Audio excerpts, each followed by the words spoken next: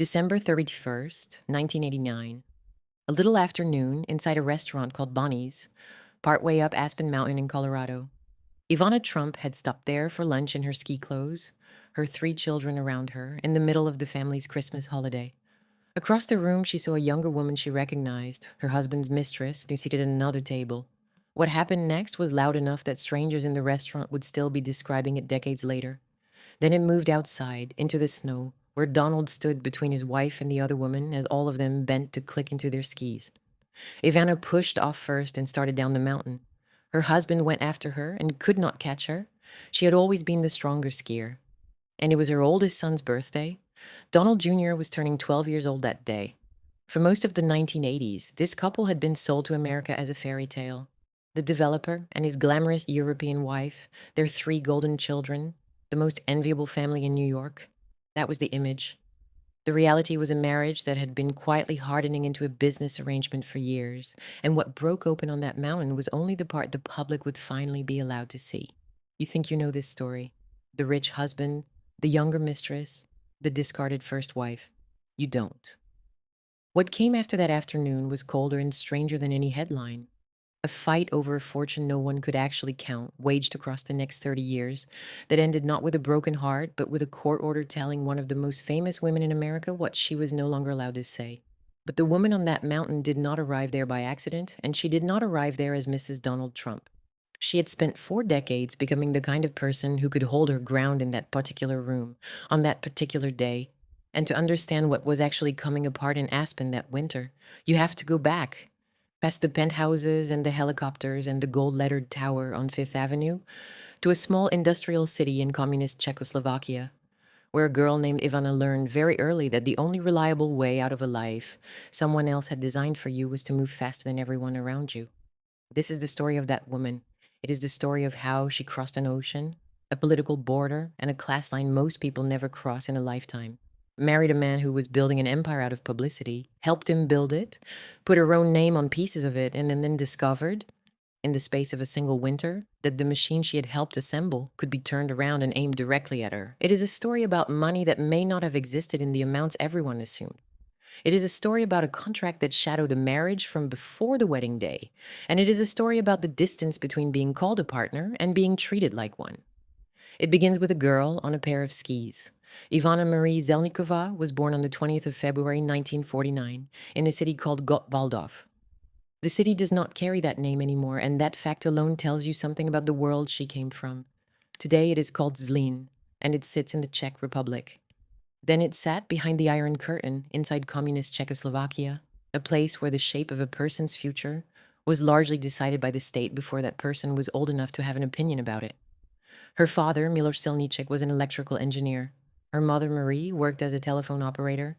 This was not poverty exactly. It was something more particular, a life of order, of limits, of doors that stayed closed unless you found a very specific reason to open them. Skiing came early, and it came seriously. In a country where opportunity was rationed and watched, athletic talent was one of the few currencies a child could earn entirely on her own. Ivana was disciplined on the mountain in a way that would define her for the rest of her life. Precise, competitive, physically fearless. There is a claim that has followed her for decades, repeated in profile after profile, that she was an alternate on the Czechoslovak Olympic ski team in 1972. It is a good line. It is also not something the documented record supports, and so it is worth setting aside rather than repeating as fact. What is not in dispute is simpler and more revealing. Skiing was the first place where Ivana Zelničkova learned that she could be measured against other people and come out ahead. That lesson never left her. She studied physical education at Charles University in Prague, the oldest university in Central Europe. But an education inside a closed country only takes a person to the edge of the country. The real problem, the animating problem of her early life, was how to get out.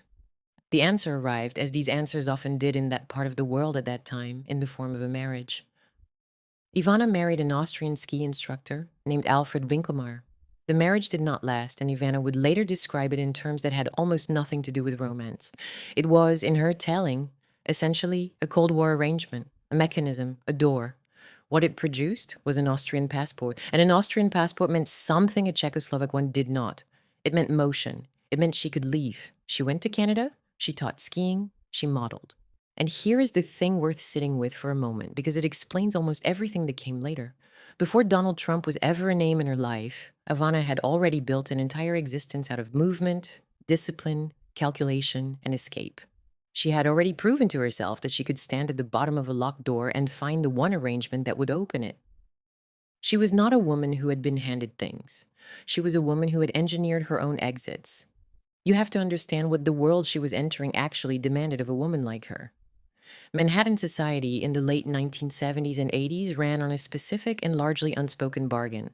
A beautiful young wife from nowhere in particular was permitted to marry into money, and even to be admired for it, on the condition that she remained ornamental, that she chaired the right benefits, wore the right gowns, filled the right seats at the right dinners, and produced children who would carry the name.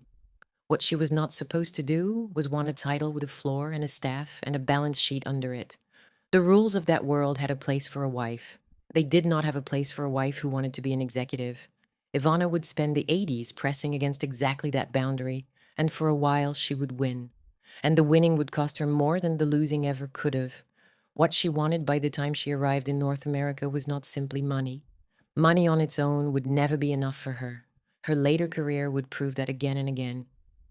What she wanted was upward motion, legitimacy, and a role larger than the decorative one the world tended to assign to beautiful women who married powerful men. She wanted to be counted. She wanted her name on things.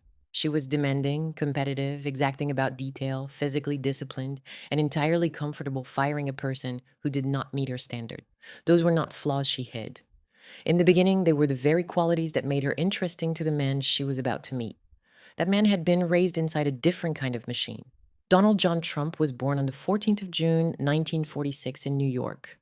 He came into real estate through the organization his father, Fred Trump, had built across the outer boroughs. A solid, unglamorous fortune made from apartment buildings in Brooklyn and Queens. But Donald did not want Brooklyn and Queens. He wanted Manhattan, and he wanted it in a way that was less about buildings than about visibility. He wanted his name on the skyline, his face in the columns, his deals reported as victories. For him, the point of money was never the money.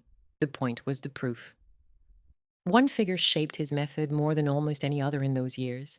His name was Roy Cohn, a lawyer whose entire philosophy could be reduced to a single instruction: never concede, never settle for peace.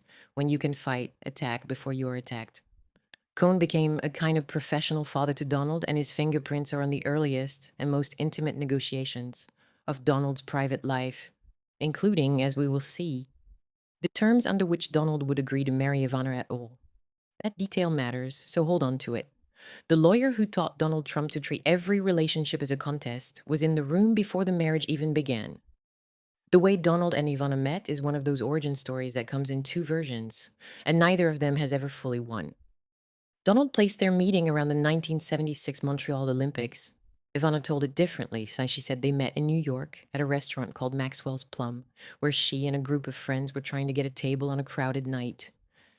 In her account, a young, confident developer used his access to get 3 attractive women seated, then sent flowers to her the next day. The discrepancy is worth naming rather than smoothing over, because the two versions describe two different men. One who met his future wife at a sporting event on the world stage, and one who met her by working a door in Manhattan. Both, in their way, are true to who he was. If you're finding this story as compelling as I do, take a moment to subscribe. There is so much more to this family that the public never saw, and then we're just getting started. What is not in dispute is what came next, and it tells you a great deal about the marriage that was about to begin. Before there was a wedding, there was a prenuptial agreement. Roy Cohn urged Donald to get one, and an early draft was extraordinarily protective of Donald, including provisions concerning gifts and financial arrangements tied to the children they had not yet had. Ivana objected. Revisions followed. The crucial point is not the specific language of any one draft. The crucial point is the shape it gave the entire marriage. The financial terms of a possible divorce did not appear suddenly in a courtroom years later. They were present before the vows, negotiated and renegotiated as the marriage grew and the fortune with it. From the very first, this was a union with an exit clause written into its foundation. They married in April of 1977. The ceremony was performed by Norman Vincent Peale, the famous minister of positive thinking. Their first child, Donald Jr., was born on the 31st of December that same year, a New Year's Eve baby. a detail that will matter enormously later. Ivanka followed in October of 1981. Eric arrived in January of 1984. 3 children in 7 years, born into a household that was becoming month by month one of the most photographed families in America.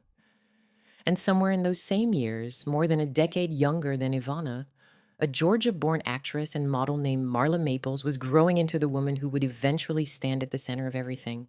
She was not part of the story yet, but she was coming. For Ivana, the great gamble of the 80s would be that professional success, real responsibility, real authority inside her husband's business would deepen her place in the marriage and make her indispensable. Donald would later describe that same success as one of the marriage's great mistakes. Both of them were right in their way. That is what made it a tragedy rather than a scandal. To understand how it became one, you have to understand what Ivana actually built. By the late 1980s, Donald and Ivana Trump were not simply a wealthy couple. They were a specific American fantasy, marketed with real deliberation, gold surfaces and mirrored walls, casinos and helicopters, Fifth Avenue and Palm Beach and Atlantic City, gossip columns and enormous rooms in enormous numbers. Trump Tower gave them the vertical monument, 58 stories of dark glass rising over Fifth Avenue. The Plaza Hotel, once they acquired it, gave them something Trump Tower never could: the prestige of old New York, a building with a century of history and a place in the city's imagination. Their marriage functioned as three things at once: a romance, a corporate partnership, and an advertising campaign. And Ivana was not a passenger in the campaign. She was one of its engineers. She had started with the interiors. She worked on the inside of Trump Tower, then moved into operations, and the movement was steadily upward and steadily more visible. She became president of Trump's Castle, one of the casinos in Atlantic City, not a ceremonial title, but a working one, with a staff and a floor and numbers to answer for. And then in 1988, after Donald bought the Plaza Hotel for roughly $390 million, he installed Ivana as its president. The moment he announced it, he made a joke that has outlived almost everything else either of them said in those years. He said she would run one of the most famous hotels in America for $1 a year, plus all the dresses she could buy. It was delivered as charm, and the columns printed it as charm. But listen to what is underneath it. The husband owns the asset. The husband sets the terms publicly as a punchline. The wife performs the labor. There is something about that arrangement worth sitting with because it is the whole marriage compressed into a single sentence. Enormous responsibility handed down as a favor, real power framed as a gift, and the structural fact never spoken aloud that the building was his and the work was hers. And the work was real. In her first month at the Plaza, Ivana moved through the executive ranks and replaced a long roster of managers. Picture it plainly, because it is the opposite of the ornamental wife the rules of that world expected.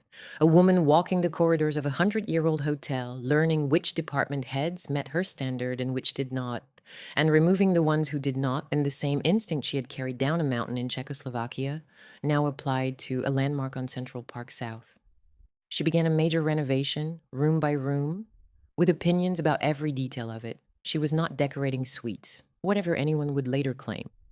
She was running a hotel with the same temperament she had brought to a ski slope in Czechoslovakia, measuring people against a standard and removing the ones who fell short.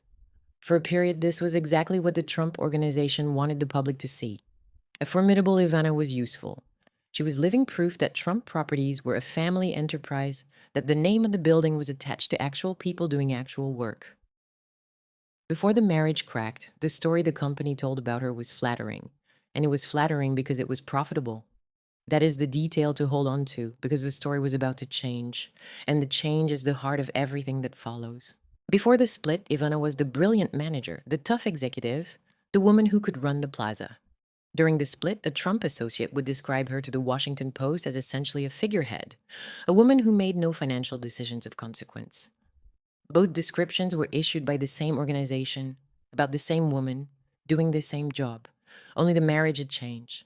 It is not necessary to narrate a motive here. It is only necessary to set the two portraits side by side and let the sequence speak. The brilliant manager, and then the wallpaper. The rewriting is visible if you simply look at the record in order.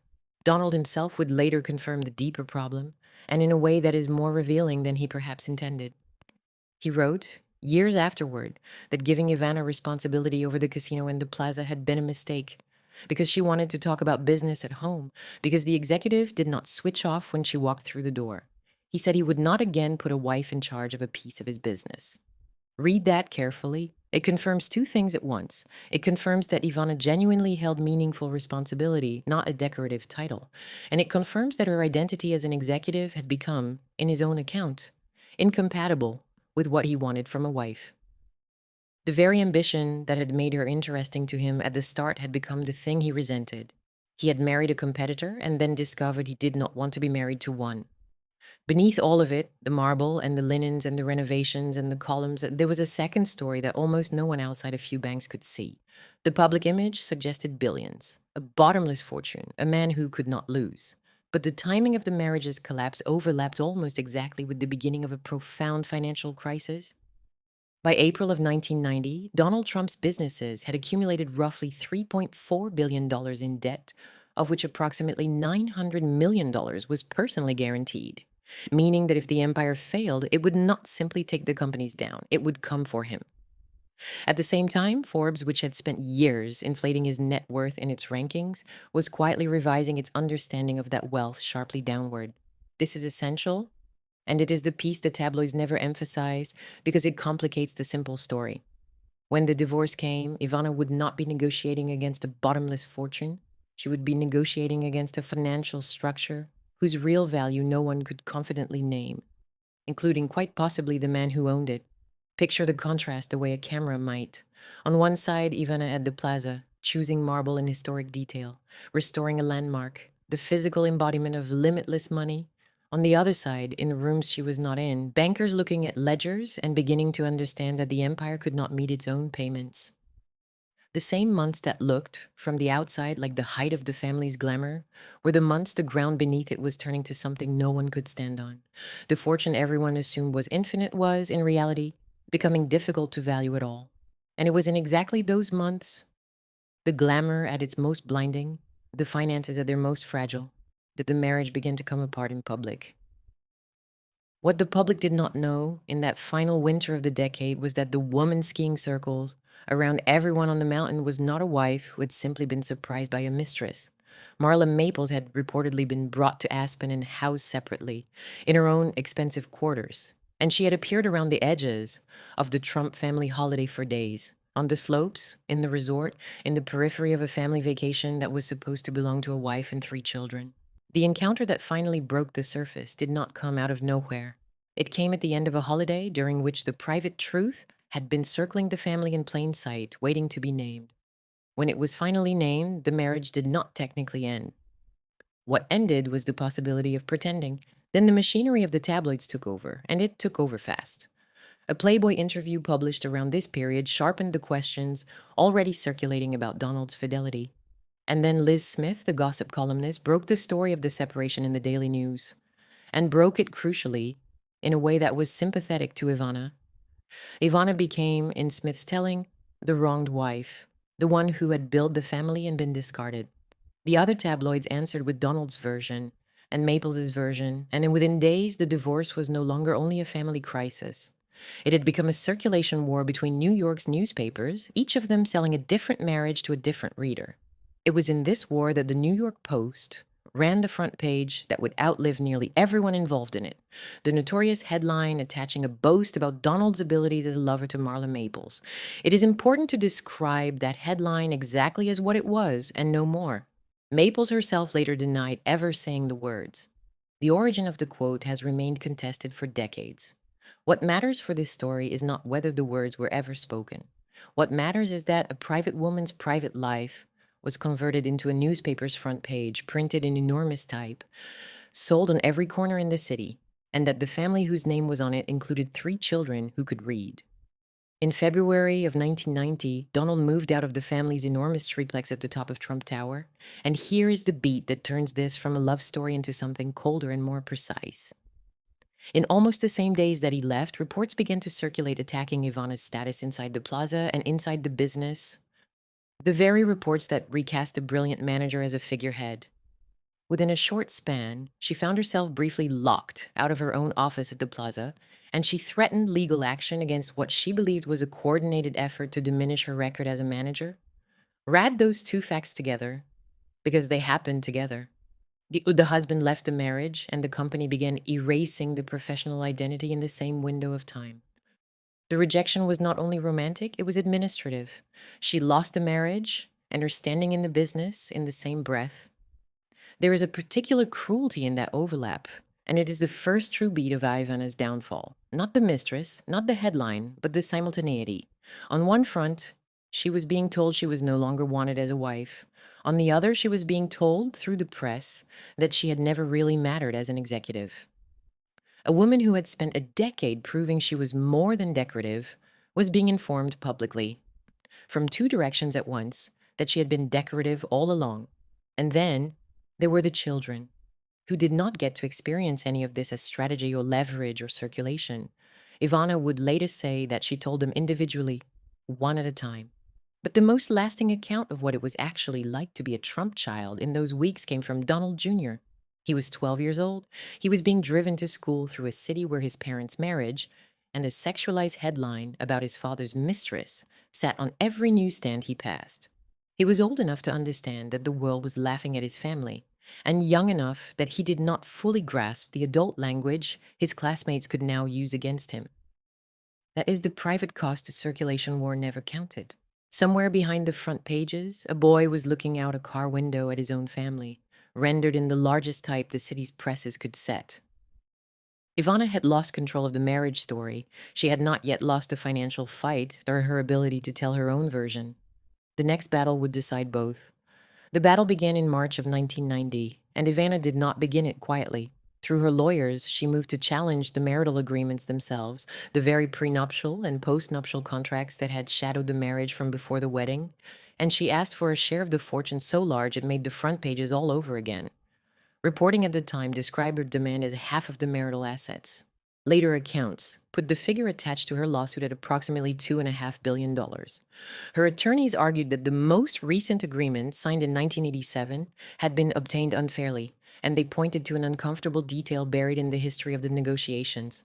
That the lawyer who had once represented Ivana's interests had come to her through Roy Cohn's orbit, through the same network that served Donald. Donald's lawyers denied any wrongdoing. They argued that whatever Ivana had contributed, it did not entitle her to anything close to half of what her husband had built. And here the story enters strange territory, because the fight was ostensibly about a number, and the number could not be found. That is not a figure of speech. In February, Donald had spoken publicly as though a package worth $20 million or more represented a modest slice of a fortune approaching $2 billion. By the end of that same year, his lenders were staring at a reality that bore almost no resemblance to those numbers. Behind closed doors, in rooms Ivana was not invited into, the bankers who held Donald's paper were beginning to sort the empire into what could be saved and what could not. And the answer was uglier than anything the public had been sold. The two sides were fighting over the division of an empire whose actual value nobody, possibly not even its owner, could confidently state. Ivana was demanding half of something that was at that very moment dissolving into debt beneath both of them. Underneath the arithmetic was a question that cut closer to the bone than any dollar figure. And it is the question this entire marriage had been quietly asking for years. Was Ivana a partner, or was she an employee? Her legal position rested on the work. The casino she had run, the hotel she had run, the interiors, the family, the decade of labor she said had helped expand the fortune. Donald's lawyers answered with a different story, that he had entered the marriage already wealthy, and that her contribution, whatever its charm, had been limited beside his. Set those two accounts next to each other, and you can see the real contest. One side said she had helped build the empire. The other said she had decorated it. And notice how the question itself is a trap, because a wife is neither a partner nor an employee in any way a court can easily measure. There is no contract for the years of raising 3 children while running a hotel, no invoice for the labor of being half of a marketing campaign that sold an entire brand. The law has clean categories. A marriage does not. Ivana was asking a courtroom to assign a number to something that had never been written down anywhere, and Donald's lawyers were free to say it had therefore never really existed. You could put the place of itself between them as evidence and let it testify. One version of the woman had walked those corridors replacing managers and directing a landmark renovation, an executive with a floor and a staff.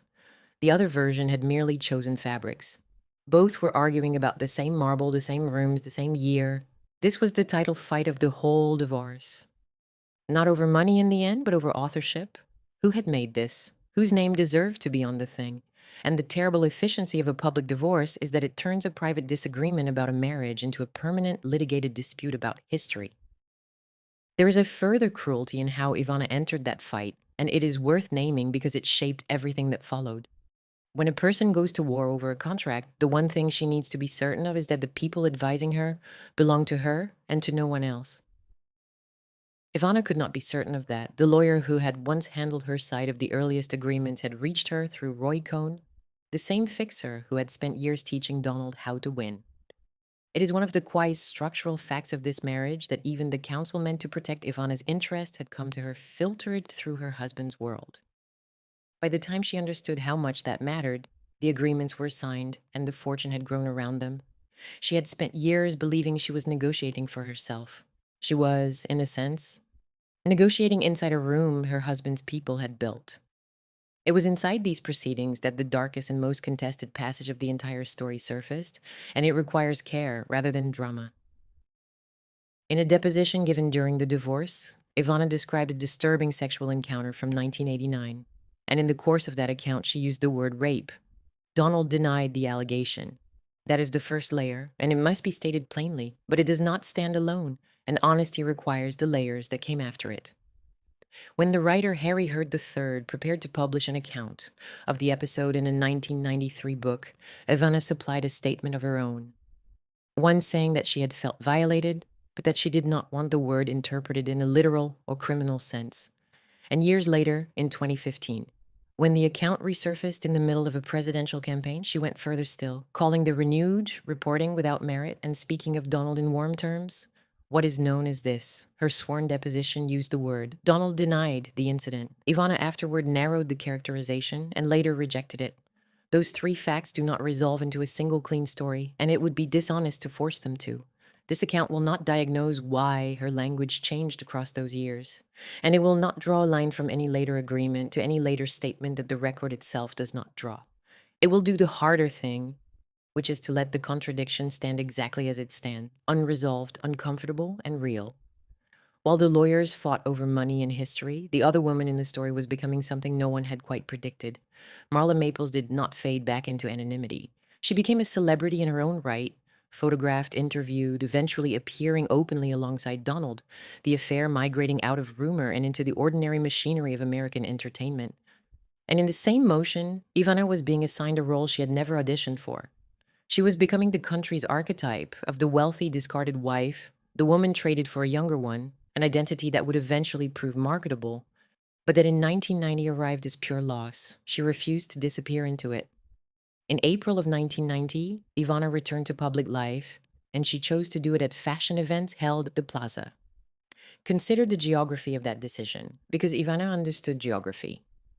Photographers trail her through the halls, and she told them, in essence, that she could not hide forever. But look at where she was standing when she said it. She was re-entering New York society inside the very hotel she had been running, the landmarks she had renovated room by room, and the hotel still belonged to Donald. She was walking in heels through the physical proof of everything the divorce was fighting about. The labor was hers, the building was his, and the cameras were there to watch her be seen inside a place she no longer controlled. Meanwhile, the ground kept giving way. As the negotiations dragged on, Donald's empire was sliding into a liquidity crisis. By 1990, according to later reporting, his debts exceeded the value of his properties by hundreds of millions of dollars, and his lenders were genuinely afraid he might be pushed into personal bankruptcy. This changes the meaning of the settlement that was coming, and it is the piece the simple story leaves out. Ivana's side would eventually accept the cash figure partly out of fear that if they pushed too hard and the empire collapsed, there might be nothing left to collect. The more fiercely she fought to establish what she had helped build, the less certain anyone could be that the thing she had helped build actually contained the billions it had always advertised. She was trying to claim her share of a mirage, and there was a second negotiation running the whole time on a parallel track that almost no one connected to the first. In the summer and fall of 1990, while the lawyers argued over what Ivana was owed, another set of lawyers and bankers was quietly restructuring the empire itself, deciding which casinos survived, which debts were rolled over, how much of Donald's personal exposure could be contained before it swallowed him. Two life or death negotiations for the same man in the same year in different rooms. In one, he was fighting to keep from paying his wife. In the other, he was fighting to keep from losing everything. It is one of the strange truths of this period that the divorce, for all its noise, may not even have been the more dangerous of the two. And underneath both negotiations, largely out of the frame, there were three children living through it in real time. Ivana had them most of the time, and she made a point by every account of trying to hold the ordinary architecture of their days in place, the school runs, the schedules, the routines, while the extraordinary architecture of their parents' marriage came down around them in public. It did not entirely work because it could not. Donald Jr. was 12, old enough to feel the full weight of it. Ivanka was 8, then 9, positioned between her brothers in age and in temperament, watching both parents from the middle. Eric was the youngest, 5 years old and turning 6 as the divorce ground on, too young to understand the litigation, but not too young to feel the absence at the center of the house. Their father worked constantly and had for years. Eric would later describe how his older brother became something like a mentor to him in those years, a substitute for the parent who was always at the office or in the columns. That is what the divorce did to the next generation. And it is easy to miss because it happened so quietly beneath the shouting. The children did not draw closer to their parents, they drew closer to each other. In a family being pulled apart by 2 adults and 100 cameras, the 3 of them became, in some measure, one another's stability. They inherited the name. They also inherited the habit of holding onto a sibling when the adults could not be counted on. The marriage itself reached its legal end in December of 1990. On the 11th, a courtroom in Manhattan heard the matter, and a judge granted Ivana her divorce on the ground of Donald's cruel and inhuman treatment. Sit with that phrase for a moment, because it is a legal finding, not a tabloid flourish. The formal basis on which the marriage was dissolved, a phrase a court chose and entered into the permanent record. Ivana left the courthouse in tears. Donald did not attend. Consider the asymmetry in that alone. The woman who had built so much of her life around composure, around control, around never letting anyone see her at a disadvantage, walked out into the cold and the cameras, with her face undone. And the man on the other side of the case was not even in the building. He had reached the point where he could dissolve a 14-year marriage without being in the room for it. The dissolution was granted, but the property questions were not settled, which meant the marriage was over while the war was not. The appellate record would later place the judgment in that December. The photographers placed a weeping woman on the courthouse steps. Both are true, and neither ended anything. What ended things, or seemed to, arrived the following spring, and it produced one of the most revealing images in the entire story. On the 21st of March, 1991, Donald came to the New York State Supreme Court carrying a certified check for $10 million. The reporters were already there, because reporters were always there by then. Ivana and her lawyers did not appear. They said there were still unresolved obligations to settle first, and so Donald did what Donald did.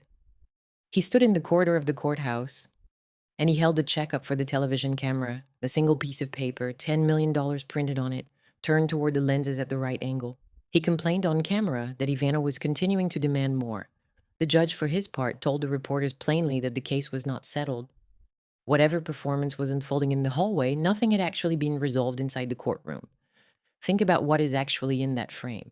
A courthouse corridor, television cameras, a single certified check for $10 million displayed like a prop, and an absent wife whose absence becomes the story precisely because she is not there to be photographed refusing it.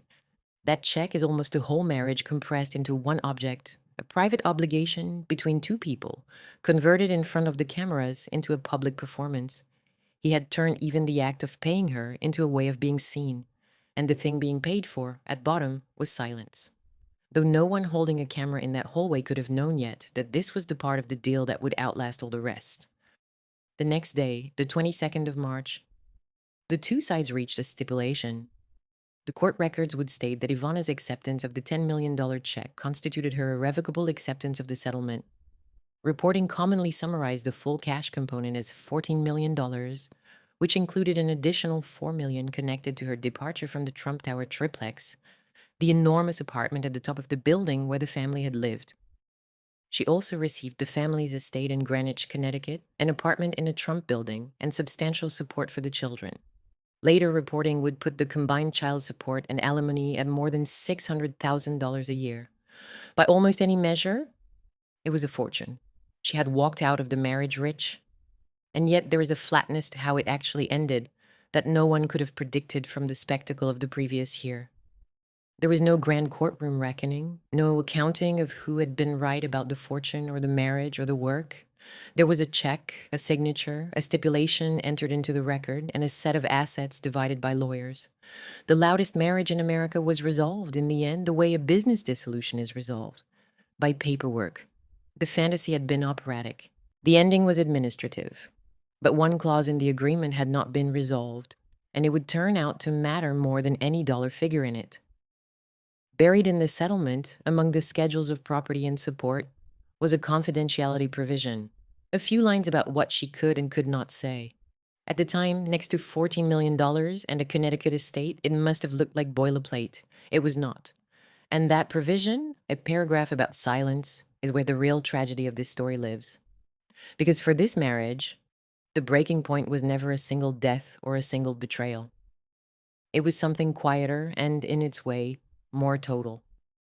It was the moment the machinery Ivana had helped build finally closed around the one thing she had left, her right to say what had happened to her.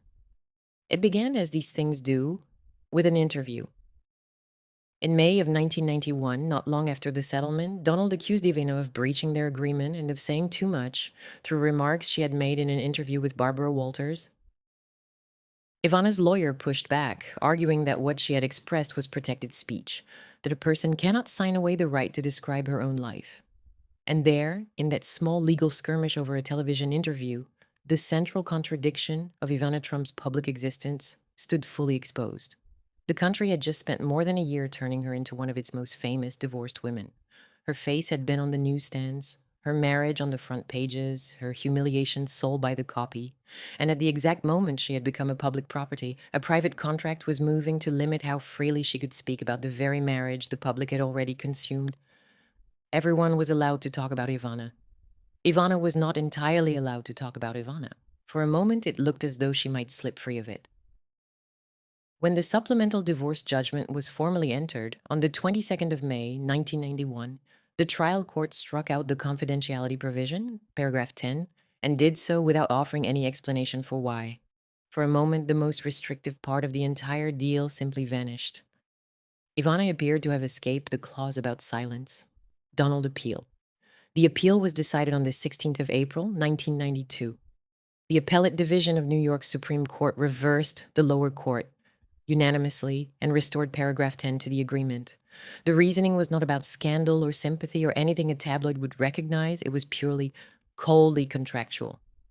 Ivana, the court found, had ratified the agreement when she accepted the settlement in March of 1991, when she took the $10 million check and withdrew her challenge to the contract's enforceability. Having done that, she could not now keep the money and discard the terms. The lower court had no basis to simply delete a provision the parties had agreed to.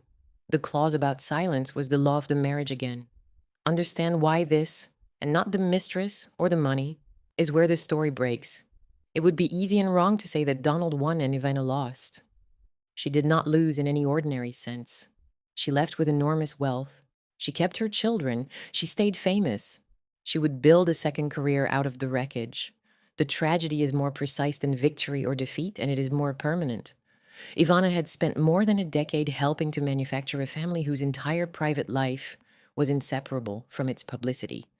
A family that lived deliberately on the front pages. When that family broke apart, the public was invited to consume every humiliation, and it did.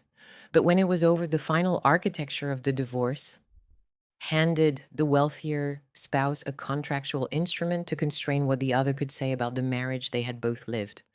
She had helped build the spotlight. She did not get to keep the microphone.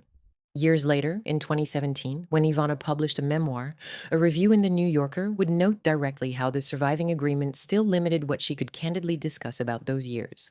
More than a quarter of a century after the check was held up in that courthouse corridor, the clause was still doing its work. The silence had a longer life than the marriage. There is a particular kind of cruelty in that outcome, And it is specific to who Ivana was. Right, remember the girl on the mountain in Czechoslovakia? The one who learned that the way out of a life designed by other people was to be measured and to come out ahead, to be seen, to be counted. Everything she had built since then had been an argument for her own visibility. The titles, the renovations, the name on the products, the insistence that she was a partner and not an ornament. Visibility was not vanity for Ivana. It was the whole thesis of her life, the proof that she had crossed all those borders for something. And the final legal act of the marriage did not take her money or her children or her fame. It took the one thing that had always been the point. It told a woman whose entire existence had been organized around being seen and heard that there were things about her own life she was contractually forbidden to say out loud. And there is something almost unbearable about the shape of the ending, if you set it beside the shape of the beginning. The divorce had started as the loudest marriage in America, a mistress on a mountain, a boast in enormous type on a newspaper's front page, a check waved at television cameras, a woman weeping on courthouse steps. It ended in none of those registers. It ended in a single appellate document in the flattest possible language, restoring a paragraph about what a person was not permitted to say. No shouting, no cameras, no gold ballroom, just the law quietly closing a door. The loudest divorce in the country reached its decisive moment in an act of enforced silence. And that contrast, and the noise at the start, the silence at the end, but is the whole story in miniature. Ivana had survived the divorce with money, her children, and her name. What she did not emerge with was complete control over the story of the marriage. What she was not permitted to say, she found other ways to sell. That is the turn almost no one saw coming, and it is the reason this story does not end on a courthouse step or in an appellate document. A different woman handed that outcome, traded for someone younger, recast as an ornament, and then legally bound to hold her tongue about it, might have receded. Ivana did the opposite. She took the single, most humiliating identity available to a woman in American public life, the discarded first wife, and she turned it into a product. It started with her name, which was the one asset the divorce could never take from her, because it was also her children's name and her own. She built ventures in fashion, in jewelry, in beauty, and she sold them the way she had once sold the Plaza, with total conviction and an eye for exactly what her audience wanted. And what her audience wanted, it turned out, was her. Middle-aged women who had watched her humiliation play out on the newsstands did not pity her. They recognized her. She went on home shopping broadcasts with an accent that had never softened and a poise that had, and she sold them the idea that survival could be glamorous. The tabloids had cast her as a victim. She declined the part and monetized the casting instead. She became, in the years that followed, something like a patron saint of the wronged first wife. She wrote an advice column, dispensing counsel to women navigating exactly the terrain she had crossed. Betrayal, divorce, the wreckage of a marriage that had looked perfect from the outside. Her guidance was blunt and unsentimental and entirely in character. Know your worth, protect yourself in writing, and never let a man convince you that the life you built together was his alone. There is a bitter accuracy in a woman who had signed away her right to speak about her own marriage, spending the rest of her life advising other women on how to protect themselves inside theirs. She had learned every lesson the hard way, and she sold the lessons back to the people who needed them. And she lived in those decades the way the survivor she was selling would live, dividing her time between New York, Palm Beach, and the south of France, appearing at the parties, keeping the accent and the jewelry and the bearing of a woman who had decided, early and permanently, that she would never again be caught looking defeated. The point of the persona was that it never broke character. Whatever it cost her privately, in public she was always winning. Then she did something quietly audacious. A woman under a contract that limited what she could candidly say about her marriage sat down and wrote a novel. It was published in 1992, the same year the court restored the clause about silence, and it told the story of a European woman who marries a fabulously wealthy American and watches the marriage come apart. Everyone understood exactly what they were reading. She could not tell the story as testimony, so she told it as fiction, and fiction was the one form the agreement could not reach. There is something worth sitting with in that. The most effective answer she ever gave to being silenced was not a lawsuit or an interview. It was a paperback. And it was not the only one. She kept writing across the following years, more fiction, more books of blunt advice for women rebuilding their lives, turning herself, page by page, into an author of her own story in every form the contract had left available to her. She could not testify, so she published. She married again, more than once, and the pattern of those marriages tells you something about what she was reaching for. She wed an Italian businessman named Riccardo Mazzucchelli.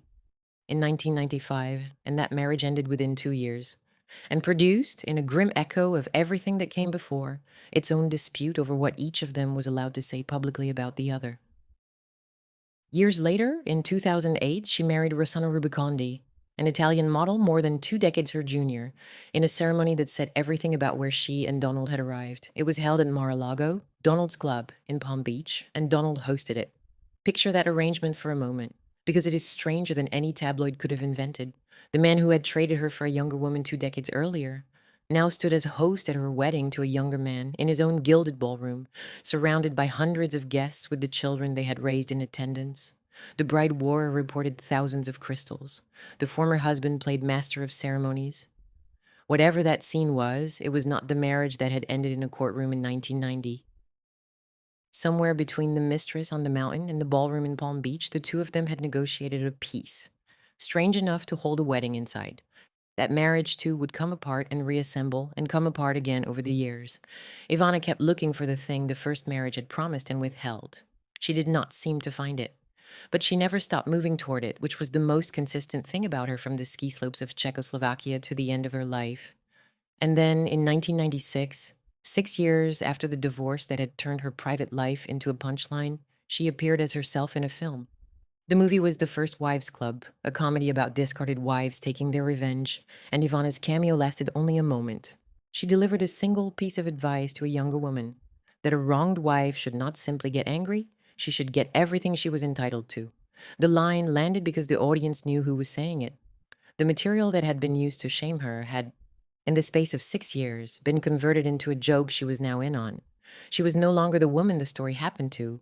She was the woman standing at the front of the room telling other women how to survive it. She had taken the worst chapter of her life and made herself its author. At least in the one register the law left open to her.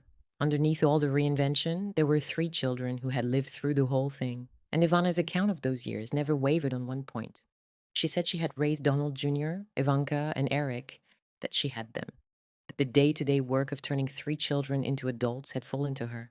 Whatever alliances those children would later form with their father, in his businesses, in his campaigns, in his administrations, their formative years had included this specific experience of watching their parents' sex lives and finances and mutual accusations sold on every corner of the city they lived in.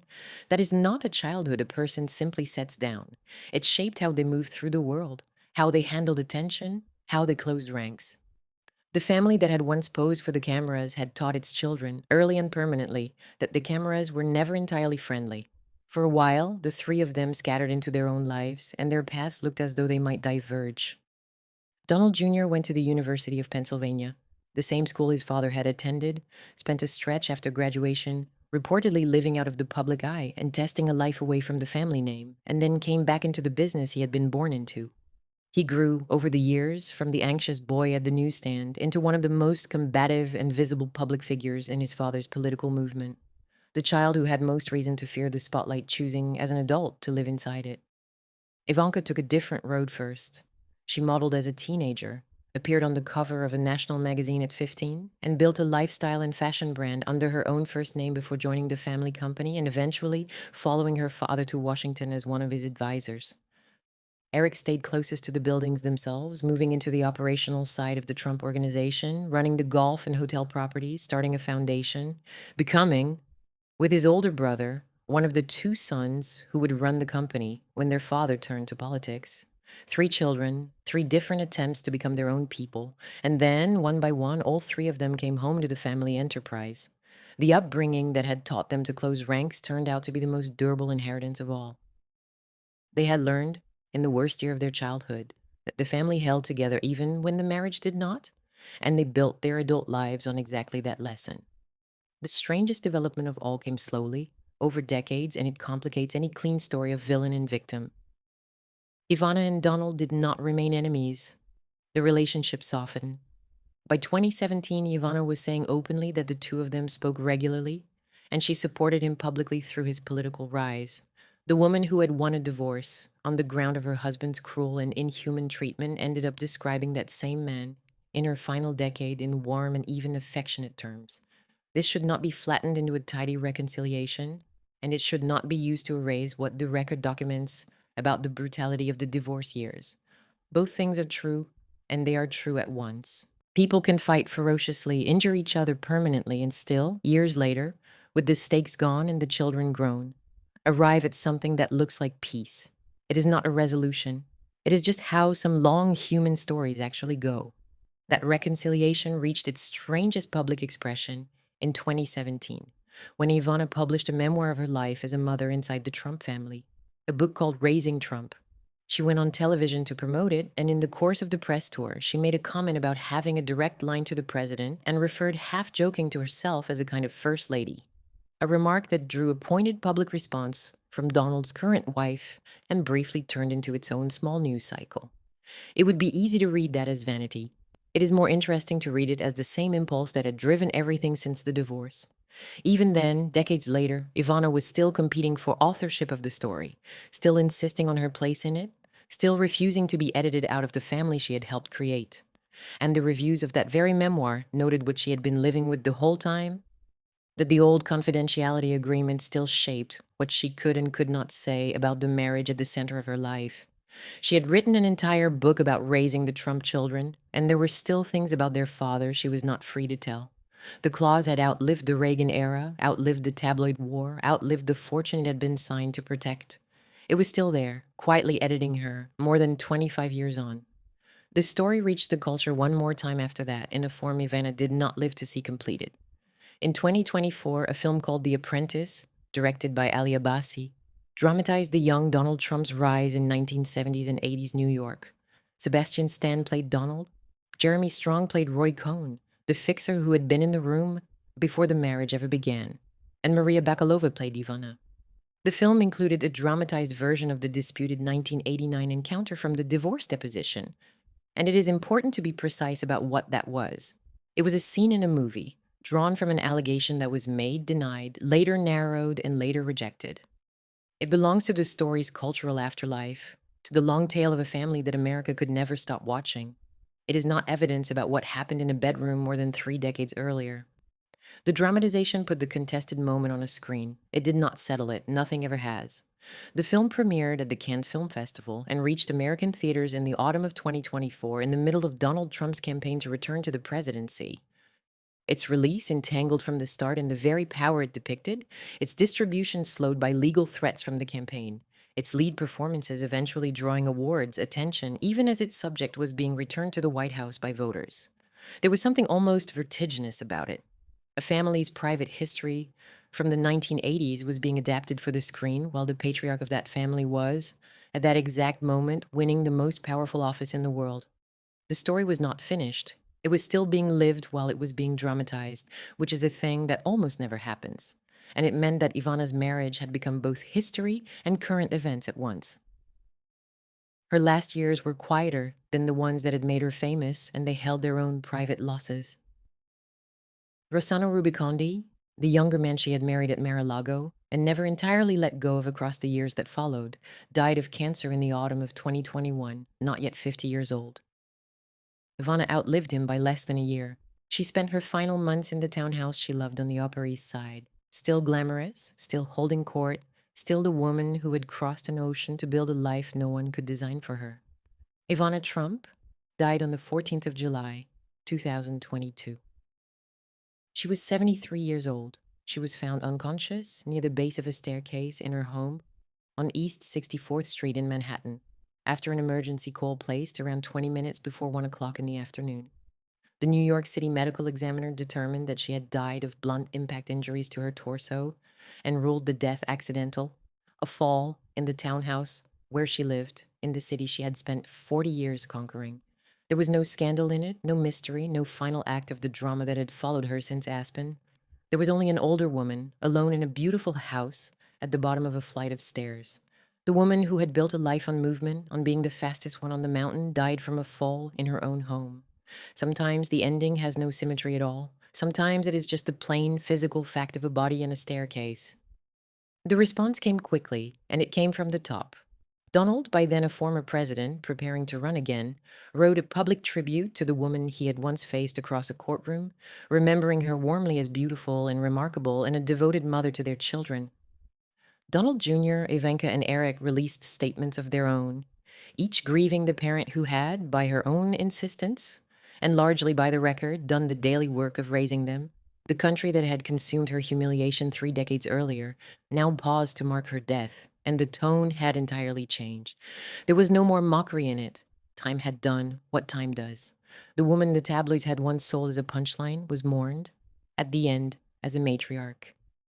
6 days later, on the 20th of July, her funeral was held at St. Vincent Ferrer Roman Catholic Church on the Upper East Side, a short distance from where she had died. A gold-colored coffin was carried into the church, and the family followed it inside. Donald was there. So were Donald Jr., Ivanka, and Eric. She was later buried at the Trump property in Bedminster, New Jersey. Consider that image at the church door and set it against the photographs from 40 years earlier. The ones of the gleaming Reagan-era dynasty, husband and wife, and 3 golden children arranged for the camera as a proof of a perfect American family. Here was the same core group, together again. Donald, Ivanka, Donald Jr., Eric. But they were not posed beside Ivana this time. They were walking behind her. The photographers were there again, as they had always been. But the assignment had changed. There was no scandal left to shoot, no rivalry, no younger woman in the frame. There was only a coffin and a family and the end of the loudest marriage the city had ever watched, carried quietly through a church door on a summer morning. Today, the world Ivana helped assemble in 1980s Manhattan has become something far larger than either she or Donald could have imagined when they were fighting over the value of it. And there is one final irony buried in that fight, one worth naming before the story closes. The great prize at the center of the divorce, the question of who had really built the empire, of what Ivana's work at the casino and the hotel had been worth, was in some sense rendered moot by what happened to the empire itself. In the financial reckoning that followed the divorce, as Donald restructured his way out from under the mountain of debt, he lost the plaza. The hotel Ivana had run, the landmark she had renovated room by room, the building they had gone to war over as evidence of what she had or had not contributed, slipped out of his hands entirely within a few years, ceded to the lenders, and eventually sold. They had fought in part over a hotel. Neither of them kept it. The thing they had argued about most bitterly turned out to belong, in the end, to the banks.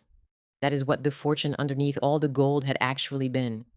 Not a solid foundation, but a structure of debt that took even the crown jewel with it when it shifted. Donald Trump is 80 years old. He is the 45th and the 47th President of the United States, the oldest person ever sworn into the office, serving a second term from the White House.